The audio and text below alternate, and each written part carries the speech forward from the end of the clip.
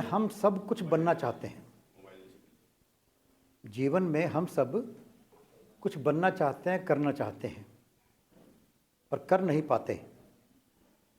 क्या कारण उसका होता है, मैं चाहूँगा हम सब इसके ऊपर अपने विचार रखें। सभी चाहते हैं हम लोग, मैं क्लास में फर्स्ट आऊँ, व्यापार में मैं टॉपर रहूँ, या इतने मैं इलेक्शन में मैं राजगद्दी पर बैठ जाऊँ। किसी तरह का सपना सब लोग पाल रहे होते हैं, उसके लिए काम भी कर रहे होते हैं। क्या कारण है उसका कि हम बन नहीं पाते? कौन शुरू करेगा, बताइए। हम अपना गोल नहीं बना पाते। हम अपना गोल नहीं बना पाते, इसलिए नहीं कर पाते हैं। और कोई? हाँ जी, प्रजापति जी। जी सर, गोल के साथ साथ प्लानिंग भी बहुत जरूरी है। हम गोल नहीं बना पाते पहला, दूसरा हम प्लानिंग नहीं कर पाते, इसलिए पीछे रह जाते हैं। और कोई? हाँ जी। हमारा अपना विजन क्लियर नहीं होता। अपना विजन क्लियर नहीं होता, कंफ्यूज होते हैं खुद को। कंफ्यूज्ड होते रहे। हाँ, तो पहले फोकस करना है अपने उस विचार को, हम क्या बनना चाहते हैं और उसको कैसे अचीव कर सकते हैं। इसके लिए हमारे जो पूर्व महापुरुष है उनका भी हमें सम्मान करना चाहिए, वो कैसे अपने जीवन में तरक्की करें। आपने कहा कि हम कंफ्यूज रहते हैं, फोकस नहीं कर पाते अपने महापुरुषों की बातों के ऊपर, इसलिए रह जाते हैं। 3 बातें आई हैं। हम जो सोचते हैं हमारे कर्म हमारे को आगे नहीं बढ़ने देना चाहते। चौथी बात, पहला कहा कि हम अपने गोल निर्धारित नहीं करते। दूसरा, प्रजापति जी ने कहा कि हम जो है पूरी तरह प्लानिंग नहीं करते। तीसरा कहा इन्होंने कि हम पूरी तरह फोकस नहीं कर पाते और महापुरुषों के वचनों पर चल नहीं पाते। और चौथा आपने कहा कि हम जो हैं हमारे कर्म जो पिछले जन्म के हैं या भाग्य कह दिए हमारा साथ नहीं देता। हाँ जी पंडित जी। निरंतर अपने लक्ष्य की तरफ नहीं चलते रहने के कारण अपने लक्ष्य पर नहीं पहुंच पाते। निरंतरता, 5वां पॉइंट कहा, निरंतरता। हम करते हैं, फिर थोड़े समय बाद फिर रास्ता बदल लेते हैं या छोड़ जाते हैं। 5 कारण। यही निरंतरता ना बनाए रखना और बीच में आने वाले भटकाव। और हाँ जी, कुछ अपने जीवन में सामाजिक, आर्थिक और पारिवारिक परिस्थितियों के कारण कुछ समस्याएं पारिवारिक ऐसी होती हैं कि आदमी आगे बढ़ नहीं पाता। हाँ जी, अपने आप से ईमानदार होना। अपने आप से भी ईमानदार नहीं होते। बहुत बढ़िया। हाँ जी। जैसे हम लोग अपना सब कुछ प्लान भी कर लें, सब कुछ कर लें, जैसे इन्होंने 8 पॉइंट्स जो बताए हैं, लेकिन उसमें ये होता है कि उसमें कोई एक ऐसा बंदा होता है जो बीच में भेद नीति होती है, जो दूसरे को बता देता है, तो भी हम लक्ष्य तक नहीं पहुंच पाते हैं। या आपने कहा जो पारिवारिक जो परिस्थिति कही, उन्होंने परिस्थितियां हमें आगे नहीं बढ़ने देती, ये कहना चाहती हो आप? परिस्थिति नहीं सर, मेन जैसे हमने प्लानिंग भी किया, फोकस भी किया, गोल भी किया, हमारा सब कुछ हुआ, लेकिन जब हम उस लक्ष्य तक पहुंचना चाहते हैं, जैसे हमारे ही बीच में कोई ऐसा होता है जो दूसरे को उस चीज के लिए बता देता है, तो हम उससे भी पीछे हो जाते हैं। कोई व्यक्ति बीच में टांग अड़ा देता है, टांग अड़ा देता है। ठीक है, और बताइए। और कोई बताइए। हम अपने जीवन में इसलिए आगे नहीं बढ़ पाते, हमने जो गोल बनाया है उसके एक एक स्टेप्स को हमें पढ़ना, समझना, उसके बारे में जानकारी लेना, और उस इतना बड़ा गोल है तो इतना बड़ा मेहनत डालना, इतना बड़ा गोल है तो इतना बड़ा मेहनत डालना, और इतना बड़ा गोल है तो इतना बड़ा मेहनत। जितना बड़ा हम गोल बनाते हैं, लक्ष्य बनाते हैं, उसी अनुसार उसी पोटेंशियल में हमें मेहनत डालना। जैसे हमें मजदूर फंसे हुए थे जब उत्तराखंड में, तो किस तरह से टनल बनाया गया और उन मजदूरों को सुरक्षित निकाला गया, तो एक लक्ष्य होता है। आपने कहा कि जितना बड़ा गोल उतनी मेहनत नहीं कर पाते हम लोग, ये बताया। और कोई और ने? क्योंकि हम देखिए हर बार, हाँ जी, सीखने की इच्छा ना होना। सीखने की इच्छा ना होना, बहुत सुंदर। और कोई महापुरुष कोई? क्योंकि हम हमेशा जीवन के प्रति जो साधारण बातें हैं मैं उन पर ही चर्चा करता हूँ। हमेशा हमारा विश्वास इसी पे रहता है कि हम you must grow, India must grow, कि हम भी आगे बढ़ें और हमारा देश भी आगे बढ़े, हम भी सुखी हों और पूरी मानवता सुखी हो। हमारा इसी पर हमेशा जो बातचीत का फोकस रहता है। तो 2 तरह की इन सब बातों को अगर हम समराइज करें तो कुछ बातें हैं, जैसे गोल ना होना, प्लानिंग ना होना और पूरी तरह से अपना प्रयास ना करना। एक कहा कि घर की परिस्थिति या भाग्य की बात करें या दूसरे की टांग अड़ाने की बात करें, तो कुछ कारणों में आता है कि कुछ बाहर के तत्व में चाहे कोई दूसरा व्यक्ति आ गया जो हमारे को काम करने से रोकता है, चाहे हमारे परिवार का कोई व्यक्ति हो, वो परिवार के हालात हों, और चाहे भाग्य की बात कर लें। बाकी सब कारण जो हैं अपने करने वाले हैं। गोल करना है, निर्धारित करना है, प्लानिंग करनी है, निरंतरता बनाए रखनी है, भटकना नहीं है। ये सारी बातें किसके हाथ में हैं? अपने हाथ में हैं। तो कभी आप किसी महापुरुष की जीवनी को पढ़ना, अध्ययन करना, आप देखना जितने भी बाहरी कारण हैं वो सब उनको भरपूर मात्रा में विपरीत मिले हैं। घर में गरीबी, समाज में उपहास, पूरी दुनिया उनको रोकने में लगी हुई है। जैसे डॉक्टर हेडगेवार की चर्चा चली अभी, जब उन्होंने एमबीबीएस की बात करें, आज छोटी बात लगती है कि एमबीबीएस क्या होता है।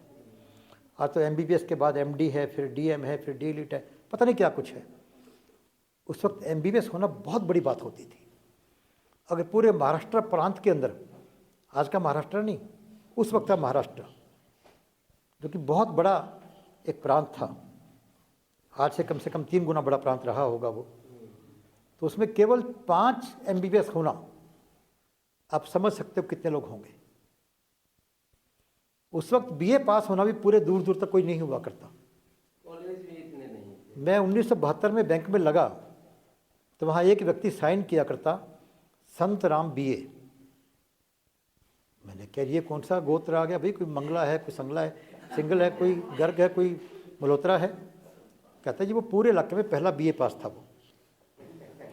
तो उसने अपने नाम के साथ में बीए लगा दिया। मुझे नाम उसका आज भी याद है, संतराम बीए। और एमबीबीएस होना, और वो व्यक्ति बच्चों के साथ कबड्डी खेलना शुरू कर दे तो घर वाले और बाहर वाले क्या कहेंगे उनको? पागल कहते भी थे उनको, कहेंगे दिमाग खराब हो गया भाई, इतना बड़ा डॉक्टर और वो व्यक्ति बच्चों के साथ कबड्डी खेल रहा है। जितने महापुरुष हुए हैं उनको कभी भी परिस्थितियां उनके अनुरूप नहीं मिली, कभी नहीं मिली। पूरी तरह से विपरीत परिस्थितियों के बावजूद वो आगे बढ़ पाए। आप सब भी बढ़ सकते हैं। भाग्य की बात करें तो भाग्य की बात के अंदर एक बात मैं हमेशा कहा करता हूं, कुछ लोग भाग्य को नहीं मानते, लेकिन भाग्य की अपनी कीमत है। एक ही समय पर, एक ही जगह पर 2 बच्चे पैदा हो रहे हैं। एक झोंपड़ी में पैदा हो रहा है, एक महलों में पैदा हो रहा है। तो भाग्य के अलावा और कुछ उनको हम एक्सप्लेनेशन नहीं दे सकते, क्योंकि उन्होंने कुछ किया ही नहीं। कोई कह दे इस बच्चे ने, इस व्यक्ति ने गलत काम किए हैं तो दुख पा रहा है, अच्छे काम किए तो सुख पा रहा है। और जो बच्चे अभी पैदा हुए हैं उन्होंने क्या गलत काम कर दिया? केवल और केवल भाग्य की बात कह सकते हैं। और जितने महापुरुष हुए हैं आम तौर पे वो गरीबी में पैदा हुए। चाहे अब्राहम लिंकन की बात ले लें या किसी और महापुरुषों की बात पढ़ेंगे, अब तो मालूम पड़ेगा कि बचपन के अंदर पूरी तरह से विपरीतियाँ उनको मिली हैं। और तो और जो विश्व के सबसे महान वैज्ञानिक हुए हैं, आइंस्टीन और एडिसन, इन्होंने हजारों एक्सपीरियंस किए। उनको स्कूल वालों ने निकाल दिया था कि ये मंद बुद्धि के लोग हैं। मंद बुद्धि के कह दिया स्कूल वालों ने, कुछ कर नहीं सकता ये। जो पाणिनि जी, जिन्होंने व्याकरण के ऊपर बहुत कुछ लिखा, उनके गुरु ने एक बार कहा कि तेरे को अकल बिल्कुल नहीं है, तो कुछ कर ही नहीं सकता। कहता क्यों गुरुजी? भोले मन का बच्चा। कहता तुम्हारे हाथ में रेखा ही नहीं है वो। कहता गुरुजी कौन सी रेखा होती है? उन्होंने लिखा, हाथ पे बनाया हथेली पर, ये रेखा होती है। उन्होंने हाथ को काट कर रेखा बना ली और व्याकरण के प्रसिद्ध इतिहासकार हो गए वो। हम सभी को जानने की जरूरत है कि हम जो काम करना चाहते हैं कर नहीं पा रहे, कारण क्या है उसका? बिना कारण के निवारण नहीं हो सकता, बिना कारण के निवारण नहीं हो सकता। और हम कारण को ढूंढे बिना निवारण कर लेते हैं, करने लग जाते हैं। जैसे कहते हैं कि डॉक्टर कुछ क्वैक डॉक्टर होते हैं। क्वैक कौन? बिना देखे बीमारी को इलाज करना शुरू कर दिया। अच्छा डॉक्टर सबसे पहले कारण ढूंढेगा, बिना कारण के वो दवाई नहीं देगा आपको वो। तो आप भी अपने लिए अच्छे डॉक्टर बन जाओ भाई, बन जाओ अपने लिए, किसी और के लिए नहीं। विचार करो बैठ कर के मैं जीवन के अंदर जो करना चाहता हूं वो नहीं कर पाया, क्या कारण है? जब तक अपने अंदर नहीं झांकोगे आप ठीक नहीं कर सकते अपने आप को। हम आम तौर पे दूसरों में कमी निकालने में बहुत शेर रहते हैं। एक बात कही इन्होंने कि महापुरुषों से सीख नहीं पाते। महापुरुषों की सीख सबके लिए एक जैसी है। मैं जो बात कर रहा हूं सबके लिए एक जैसी बात कर रहा हूं। कौन कौन क्या मीनिंग लेंगे इसका अलग हो सकता है। शिष्य बनना मुश्किल है। अभी कल गौदास जी या कौन कह रहे थे मेरे को कि आपसे प्रेरणा मिलती है, हम तो शिष्य हैं आपके। मैंने कहा भाई शिष्य ही बनना मुश्किल है, गुरु तो सब बनने को तैयार बैठे हैं आजकल। बाहर निकलो गुरु चाहिए तो लाइन लगा के आ जाएंगे, सारे गुरु बने बैठे हैं। शिष्य कौन है? अभी आपके सामने रजनीकांत जी ने कहा कि अपनी कुर्सी थोड़ा इधर कर लो। मैं बैठा हूँ सामने, अब इनका काम है कि फ़ोटो ढंग से आए, ठीक रिकॉर्डिंग हो, तो इन्होंने 3-4 इंच कुर्सी मेरी इधर कर दी। अब मैं कह सकता हूँ यार बेकार की बात क्यों कर रहे हो, सामने बैठा तो हूँ, आपने कहा था स्टेज पर बैठ जाना। बस इतना सा फर्क होता है। शिष्य बन जाओगे तो सब कुछ सीख जाओगे, शिष्य बनना ही मुश्किल है। जैसे कि एक गुरुजी ने कहा, उनके कई शिष्य थे और सभी अपने आप को गुरुजी के प्रति पूरी तरह से समर्पित दिखा देते थे। कहते थे गुरुजी हम आपके सबसे ज़्यादा कहना मानते हैं, हम सबसे ज़्यादा आपकी सेवा करते हैं। अब गुरुजी ने गद्दी किसको दे? तो उन्होंने परीक्षा लेनी सोची। तो उन्होंने एक दिन जितने भी 5, 6, 7 उनके ज़्यादा सेवा करने वाले, ज़्यादा कहना मान, उतने ही ऊँट मंगवा दिए, उतनी सीढ़ी मंगवा दी और कहा भी इस ऊँट को इस मंजिल पर चढ़ाना है। साधन की बात करें ना, साधन दे दिया, सीढ़ी गोल दे दिया, ऊपर चढ़ना है, चढ़ाना है ऊँट को, ऊँट भी दे दिए। अब क्या हुआ होगा बताओ? शिष्यों ने कहा गुरुजी का दिमाग खराब हो गया। ये तो कहेंगे हम लोग कि भी ऊँट चढ़ेगा ऊपर क्या? एक शिष्य ने कहा भी गुरुजी ने कहा है तो इसमें कोई कारण होगा, मैं कोशिश तो करूं। वो लग गया ऊँट को चढ़ाने के लिए, कभी खुद ऊपर जाके ऊँट को खींचता, कभी पीछे से धक्का देता, जो मर्जी करता रहा। 2-3 घंटे बाद गुरुजी बाहर आए तो देखा एक शिष्य तो उस पसीने से लथपथ, जिसको लोग पागल कहा करते, वो चढ़ा रहा है ऊँट को, कोशिश कर रहा है। बाकी 6 लोग आराम कर रहे हैं, ऊँट के सामने खड़े हैं कि जो हो ही नहीं सकता। तो चुनाव हो गया गुरुजी का कि सबसे अधिक कहना मानने वाला कौन?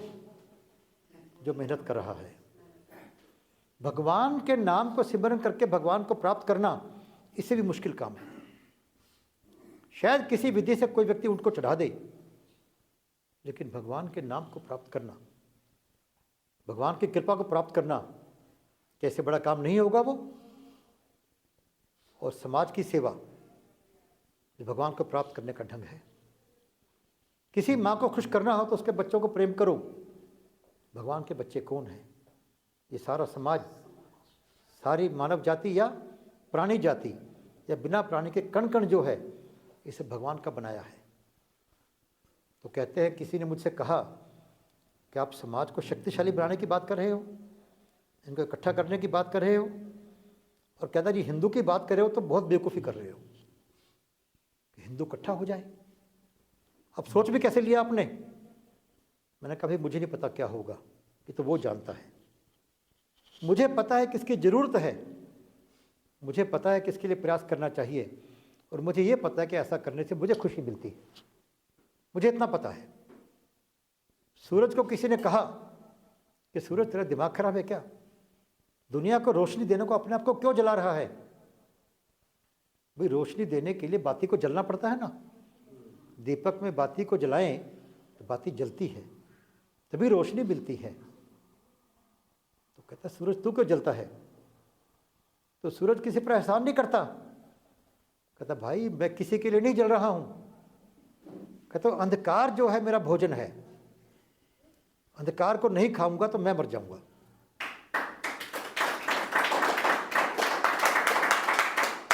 मैं अपने आप को जीवित रहने को, अंधकार को खाने को जलता हूं। कहता ये भावना आपके मन में जिस दिन आएगी तो ना तो कोई आपको सफलता से रोकेगा और ना मानवता का कल्याण के करने से कोई आदमी रोक सकता है आपको।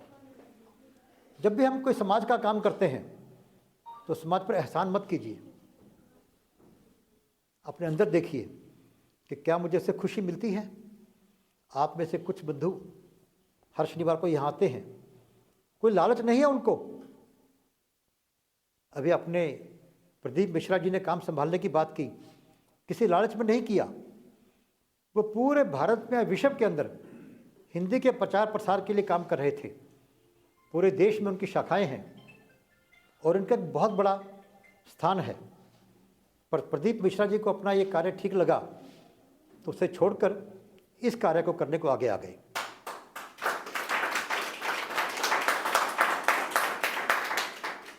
बिना स्वार्थ के।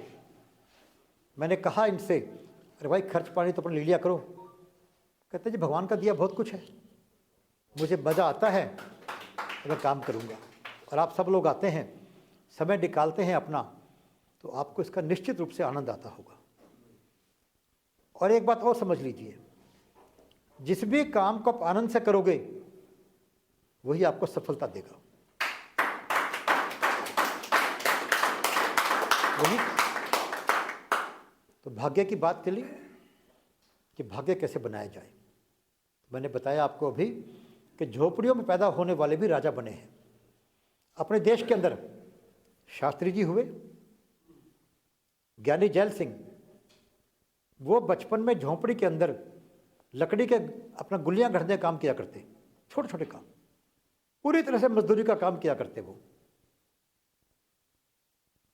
अपने नरेंद्र भाई मोदी जी चाय बेचा करते, छोटे छोटा काम है जिसे कोई भी काम नहीं होता, कहते चल भाई चाय बना के बेचना शुरू कर दे। कितने ही लोग आपको समाज में मिलेंगे। और फिर भी मान लो भाग्य ही बनाना हो, कहते बिना भाग्य क्या करें। जैसे सफलता के लिए मैं दो बातें कहा करता हूं, एक मेहनत और दूसरा भाग्य।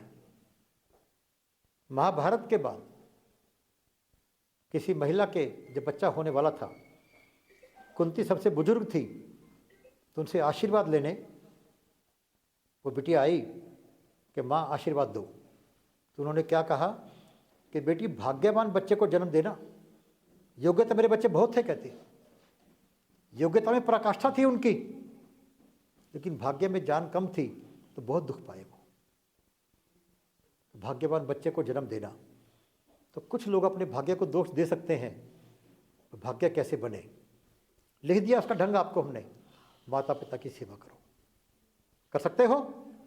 भाग्य बनेगा, निश्चित बनेगा, केवल और केवल माता पिता की सेवा से। दूसरा, पत्नी का सम्मान। घर में पैसा चाहिए तो पत्नी का सम्मान और बहन बेटी को उपहार। जितना दे दोगे उतना पैसा घर में आ जाएगा। करके देख लो, जितनी आपकी कैपेसिटी है उतना करो। 100 रुपये तो 100 के हिसाब से दो, और 1 करोड़ है तो 1 करोड़ के हिसाब से दो। और पत्नी का सम्मान करने में किसी को कुछ करना पड़ेगा क्या? कोई डिग्री चाहिए क्या आपको? कुछ नहीं चाहिए। माता पिता की सेवा करने में कोई डिग्री चाहिए क्या आपको? कुछ नहीं चाहिए, भावनाएं चाहिए आपको। और भगवान किस बात के भूखे? भावनाओं के भूखे। माता पिता के द्वारा भगवान की पूजा कर रहे हो आप, क्योंकि बार बार कहा है हमारे शास्त्रों के अंदर कि गुरुर ब्रह्मा गुरुर विष्णु गुरुर देवो महेश्वराय। गुरु में तीनों आ गए, ब्रह्मा भी आ गए, विष्णु भी आ गए, महेश भी आ गए। ब्रह्मा जी कौन? रचना करने वाले। विष्णु कौन? पालन करने वाले। और शिव जी कौन? नवीनीकरण करने वाले, संहार करने वाले नहीं, नवीनीकरण करने वाले, आपको नया कुछ देने वाले, पुराने से छोड़कर आपको नए स्थान पर ले जाने वाले, नवीनीकरण करने वाले शिव भोले। तीनों किसमें? गुरु जी में। इसलिए कहा गुरु जी तीनों से ऊपर। और पहला गुरु कौन? माँ। दूसरे गुरु कौन? पिता। अरे माता पिता में करोगे तो गुरु भी मिलेंगे, ब्रह्मा विष्णु महेश भी खुश होंगे आपका। कर लो भाई, कर लो, कुछ नहीं बिगड़ता आपका। कई बार बाप अपना हिरण्यकशिपु जैसा भी हो सकता है, माता अपनी ताड़का जैसी भी हो सकती है, तो वहाँ एक्सेप्शन है। ऐसा गुरु भी कोई मान लो बन जाए और गलत रास्ता दिखाए आपको, तो जब भगवान से दूर हो, दूर करे आपको, मानवता के कल्याण से दूर करे आपको, तो माता पिता आदरणीय हमेशा रहेंगे, माननीय हो या ना हो, दोनों में अंतर है। माता पिता आदरणीय तो इसलिए रहेंगे कि माता पिता है। जैसे आपका बॉस है, बॉस आपका माननीय है क्योंकि बॉस है आपका। आदरणीय हो या ना हो, मौके के राजे का नियम मानना पड़ेगा आपको। हो सकता है अंदर से हम उसको कोस रहे हों, बुरा कह रहे हों। यदि चरित्र उसका अच्छा नहीं है तो अंदर से उसको आदर नहीं दे सकते हम लोग। पर माता पिता, बीग माता पिता आदरणीय हैं। प्रहलाद ने कभी बाप को अपने को अपमानजनक ढंग से नहीं बोला। ये कहता है पिताश्री आप इस बात के रास्ते पर, ठीक रास्ते पर चल लीजिए, लेकिन माननीय हो या ना हो। तो माता पिता की सेवा, पत्नी का सम्मान और बहन बेटी को उपहार जितना कर लोगे आपका भाग्य बनेगा, आप धनवान बनेंगे और पूरी तरह से सारी सृष्टि आपकी सहायता करने के लिए आपके आगे आ जाएगी।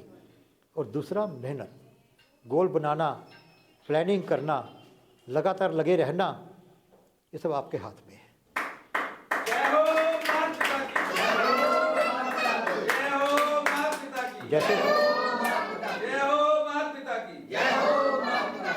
जैसे बिटिया ने कहा अभी कि कई बार दूसरे लोग हमें विचलित कर देते हैं, रास्ते में आ जाते हैं। ये हर घर की समस्या, व्यक्ति की समस्या है। इसलिए क्या करें? मान लो आप कहीं जा रहे हैं रास्ते के अंदर और बहुत जाम लगा हुआ है, तो क्या करोगे आप? अपनी कार को देखोगे और उन कार को देखोगे? किसको देखोगे? अपनी कार को। हम अपनी कार को छोड़ के दूसरों की कार में ध्यान देना शुरू कर देते हैं, वो क्या कर रहा है, वो क्या कर रहा है। अरे भाई अपनी कार में ध्यान दोगे तो एक्सीडेंट से बचा लोगे और आहिस्ता आहिस्ता, चाहे कितना स्लो हो, आप उस जाम से बाहर निकल जाओगे। निकलने की संभावना है, पर हम आम तौर पे अपने आप को छोड़कर दूसरे में ध्यान देना शुरू कर देते हैं, उसको ठीक करेंगे। अरे भाई अपनी शक्ति को बढ़ा लो ना आप, ध्यान केवल अपने में दीजिए, क्योंकि दूसरा कब मारेगा? जब हम कमज़ोर होंगे। तो हम दूसरे को कमज़ोर करने के बजाय अपनी शक्ति को बढ़ाएं, ज़्यादा आसान है, ज़्यादा आसान है। अपने गुणों को बढ़ाना ज़्यादा आसान है। हम आम तौर पे दूसरे के प्रति ईर्ष्या करना, निंदा करना, दूसरे को गलत कहना, उसको नीचे दिखाने की कोशिश करना, किसी ढंग से भी हम लगे रहते हैं, बजाय इसके कि जो मेरा गुण है मैं उसको ऊपर बढ़ाऊं, मैं अपने गुण को आगे बढ़ाऊं। जैसे मैंने कहा कि विश्व गुरु और सोने की चिड़िया होने के बावजूद हम गुलाम क्यों रहे? हम कमज़ोर हो गए थे। एक ही कारण केवल, हम कमज़ोर हो गए थे। और कमज़ोर किससे होता है व्यक्ति? आत्मबल से और संगठन से। हमने अपना आत्मबल भी क्षीण कर दिया था। तो अनपढ़ अंग्रेजों ने आकर हमें कहा कि हवन बेकार है, हमने हवन करना छोड़ दिया। हम पढ़े लिखे थे, वो अनपढ़ थे, और हमने उनको मानकर अपना हवन करना छोड़ दिया। क्योंकि हमें लगता था कि वो व्यक्ति ठीक कह रहा है, और संगठन में तो आपस में मिलकर बैठते नहीं थे हम लोग। वो तो डिवाइड करते हैं, हम डिवाइड क्यों हुए? वो तो कोशिश करेंगे। दूसरा व्यक्ति आपने को कोशिश करने आपको कमज़ोर करने की कोशिश करता है तो करेगा, भाई आप क्यों होते हो? हम किसी समस्या में जब उलझ जाते हैं तो हमें विचार करना चाहिए कि इस वक्त मेरी ड्यूटी क्या बनती है। मान लो आपके साथ में बहुत गलत हो गया, पर उसको कोसने से तो ठीक नहीं हो सकता। हम विचार करेंगे बैठकर कि मेरी ड्यूटी क्या है। अब भागना ड्यूटी है, भगाना ड्यूटी है, चुप रहना ड्यूटी है, चुप रहकर शक्ति इकट्ठी करना और फिर वार करना ड्यूटी है। अपना कर्तव्य डिसाइड करेंगे तो ही हम निश्चित रूप से जीत पाएंगे। जीत में कई बार समय भी लगता है, तो पेशेंस भी होनी चाहिए, टोलरेंस भी होनी चाहिए।